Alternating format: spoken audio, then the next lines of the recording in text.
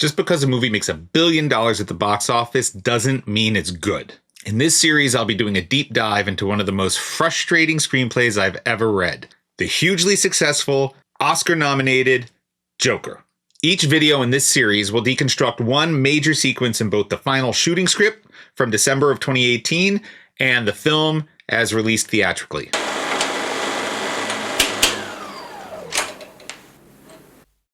If you break Joker down to its essential beats, you can practically see the index cards on the bulletin board. It looks like structure. Things escalate, the movie gets darker, the situations get more extreme, but this is really just the illusion of structure, because each beat, whether it's the status quo or the inciting incident or the Act 1 turn, fail to do what the beat is designed to do. So what we're left with is a bunch of atmosphere and disconnected events. But before we jump into the beats, there's an even bigger fundamental problem with Joker. The essential engine of the story is broken. Joker never establishes a yes or no thematic question for the characters to test. Sure, there are thematic statements like society creates monsters, or anyone can be the villain if they have a bad enough day, or eat the rich. But none of that helps actually guide the story. Here's what I think the cleanest version of a thematic question is for Joker. Do people get what they deserve? With that as the engine, every character now has something specific to play off of, which creates clear worldviews, strategies, behaviors, flaws, and arcs. It also creates opposing worldviews so that the characters can apply constant pressure on Arthur to make the choices that he ultimately makes. Unfortunately, Joker never creates this system. This will become more and more clear with each beat that we deconstruct. So let's start at the beginning. The opening image. The opening image of the screenplay is Arthur painfully laughing uncontrollably at the social worker's office before asking, is it just me or is it getting crazier out there? This scene was moved in the final cut of the film to be after Arthur is attacked by the kids in the alley, which explains why that seemingly transformative event is never even mentioned here. In the film, we open with Arthur in front of the mirror, stretching the corners of his mouth to create this unnatural smile as he cries, eventually letting his face go lax, clearly emotionally detached. Honestly, both of these openings work really well. They set the mood, they draw us in, they create mystery and empathy, and they both bookend the story nicely with the final image of a fully formed Joker no longer in pain. So far, so good, right? So what happens next? The status quo. It's a lot of atmosphere, but structurally, none of it drives Arthur's behavior or applies pressure to the plot in a way that makes the inciting incident feel inevitable. Let's walk through it scene by scene. Getting attacked.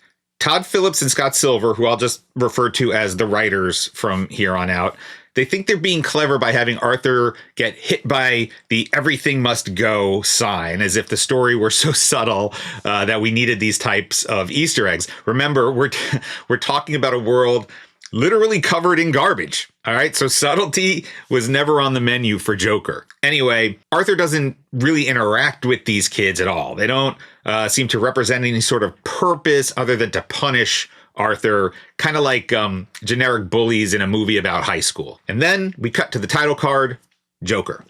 I guess this is the writer's way of having a teaser introduce us to the world of Gotham. In the screenplay, the social worker scene and the attack take up about 6¼ pages. And it's done nothing to push the plot towards the inciting incident or hint at the engine of the story. Using my theme question of, do people get what they deserve?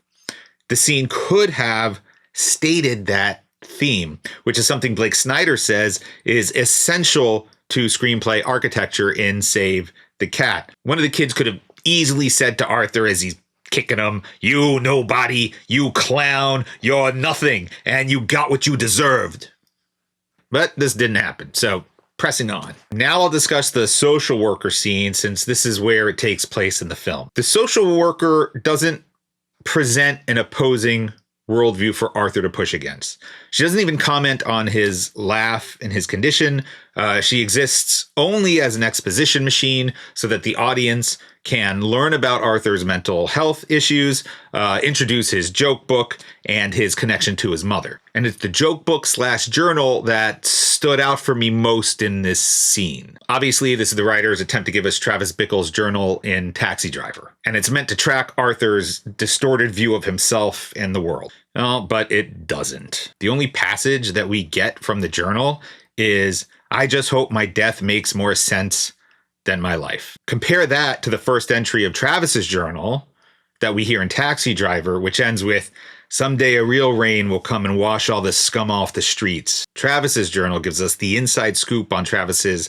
psychosis, and it presents us with an unreliable narrator, which is a crucial element in analyzing the film as a whole. We get his disgust for the city, we get his growing racism and disdain, his attempt to keep himself busy and use routine, and how restless he is, and most importantly, it sets up Travis as the rain that will wash the scum off the streets. In Joker, all we get is a pun.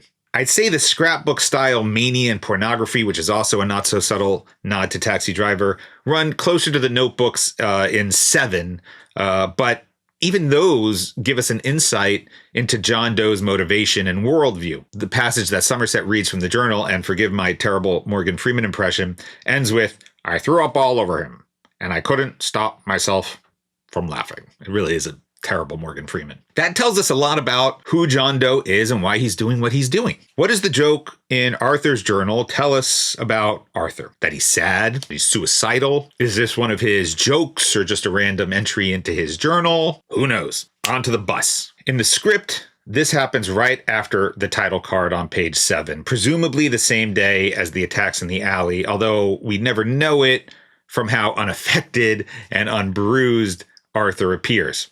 Same patterns emerge here. The mother who chastises Arthur doesn't present any sort of opposing worldview. She's just another example of how cruel the world is, which we already know from the beatdown in the alley and the social worker scene and the overall atmosphere in Gotham. So this is the writer's attempt at a save the cat moment. We're supposed to see this as Arthur trying to bring the world joy through laughter, but really, this is just another setup for exposition, namely his medical card. I guess they thought that it was necessary to explain his laughter, even though the film would have functioned just fine without it. I mean, I don't really think anybody watching the movie would think that Arthur was laughing voluntarily. Then it's on to Arthur's depressing shuffle back home and up the stairs. Credit where credit is due. Introducing this demoralizing walk up the stairs is great visual storytelling when compared to the dancing sequence on the stairs later on. It's very similar to the juxtaposition of Miles Morales' fall and rise in Into the Spider-Verse. But once again, nothing of substance happens in this sequence. We see more garbage. Arthur's made fun of by more kids. And then he gets in the elevator and goes up to see his mom. This is on page 8 of the script. And it's interesting to note that in an April 2018 draft of the script, which was considerably longer at 120 pages, this is where Sophie was introduced. From a screenplay architecture perspective, introducing Sophie here is a much stronger choice, as it falls right into the seed section of the status quo. And that's where something happens that hints at the disruption of the ordinary world, but doesn't actually disrupt it yet. By delaying Sophie's introduction, the final script and film squandered the impact of the B story, choosing instead to wrap the Sophie fantasy into the Murray fantasy. My humble opinion, that was a pretty big unforced error. Anyway, back to the story. We're at home with Arthur and we meet his mother, Penny. She doesn't challenge Arthur at all. I guess she's supportive of him, loving. But as a character, she doesn't really do anything other than introduce the Thomas Wayne thread and act as a transition to watching Maury on TV. This would have been a good place to have some conflict, but there is none. All we get is Arthur saying to his mom, maybe you shouldn't watch so much TV. That takes us to page 11, which is Murray's show and Arthur's first fantasy, which can only be described as a copy of The King of Comedy. And if you haven't seen The King of Comedy, pause this video, go watch The King of Comedy, and then come back.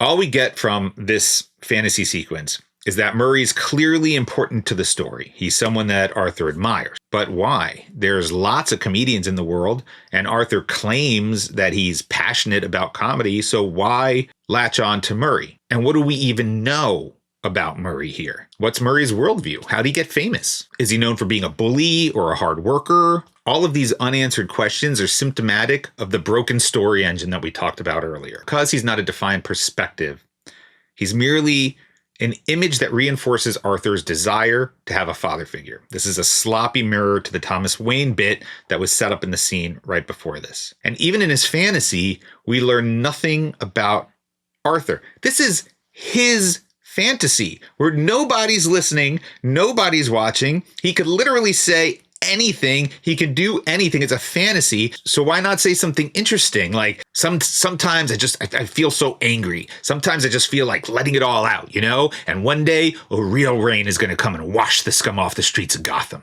And then who knows? Maybe Murray reinforces his psychosis and says, you know what? That's a great idea. All that scum out there, all those motherfuckers, they're going to get what they deserve. It's my bad De Niro. But you see what I did there, though? I took it back to the theme question of, do people get what they deserve? But instead, all we get is, my mother told me that I had a purpose, to bring laughter and joy to the world. This scene bothers me for so many reasons, but primarily because it could have laid the groundwork for a lot of events that later feel random and born out of necessity. Namely, when Murray humiliates Arthur later in the movie. I'll get to that scene when I get to that scene, but just think about this. What if, instead of or before the fantasy sequence, we actually watch Murray conduct an interview or do a bit? Show us that Murray's answer to, do people get what they deserve, is yes. And if you work hard enough, if you're good enough, you deserve success. And if you're not, you deserve ridicule. This would have put him at odds with Arthur, who thinks that he deserves more than what the world is giving him simply because he exists. It could have also set Murray up as some sort of insult comic, doing bits about other comedians or making fun of other people's misfortunes. And how about this? What if after Murray roasts some poor fool wannabe comic, he turns to the audience and says, ladies and gentlemen, if you think you have what it takes to go toe-to-toe with Murray, come to the Gotham Comedy Club tonight or Thursday night at 11 o'clock p.m. for an open mic, and the winner gets to come on my show and do a set and be interviewed by yours truly. This would have given Arthur a mission heading into Act 2. But we're getting ahead of ourselves. I'll talk about Mission 1 when we get to the Act 1 turn section of the deep dive. Point is, this was a missed opportunity to set up the direction of the narrative and the ending of the film. All right there on pages 11 to 14. Now, this is a scene that did not exist in the April 2018 draft at all. In that draft, we get the opening of the show, and then we cut to Arthur trying to deliver his mother's letter to Thomas Wayne at his office. Which is better? Honestly, neither of them. Sorry, but they're both missed opportunities. Sticking with the final shooting script, though, this takes us to page 14 of the screenplay, which traditional screenplay architecture tells us should be the beginning of the inciting incident sequence. For the film, we're just about over 15 minutes, so pretty much a one-to-one relationship between the script and the film. And here is where Joker really begins to fall apart at the seams. But to hear why, you're going to have to come back here for part 2 of my deep dive into Joker, the inciting incident. If you think I got anything wrong, or if you have something to say about this topic, put it in the comments below. Otherwise, join me back here for part 2. Until next page, I'm Matt Weiner, and this is Fade In, a channel dedicated to the art of screenwriting.